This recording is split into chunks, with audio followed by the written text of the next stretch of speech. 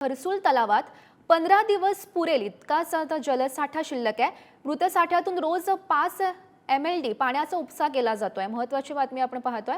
हर्सुल तलावात 15 दिवस पुरेल इतकाच आता जलसाठा शिल्लक असल्याची बातमी समजते आणि मृत साठ्यातून रोज 5 MLD पाण्याचा उपसा केला जातोय।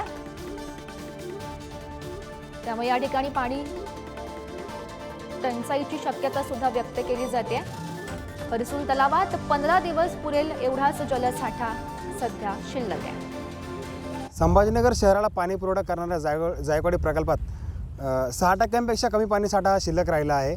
त्यासोबत निजामकालीन असलेल्या हर्सुल तलावात देखील 10 ते 15 दिवस पुरेल एवढाच पाणी साठा आता शिल्लक राहिलेला। आपण माझ्या पाठीमागे बघू शकता की अशा प्रकारे हर्सुल तलावाची परिस्थिती आपल्याला बघायला मिळत आहे।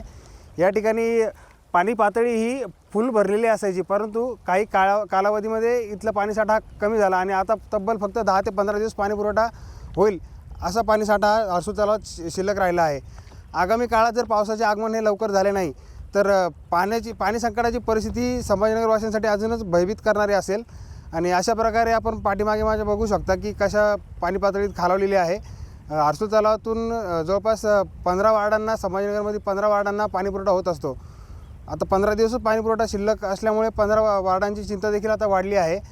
आता 1622 कोटींची पाणी योजना जी होती ती आता 2200 कोटींपर्यंत पोहोचली आहे, परंतु कामाला विलंब होत असल्याने पाणी पुरवठा सुरळीत होत नसल्याचा आरोप स्थानिक नागरिक करत आहे।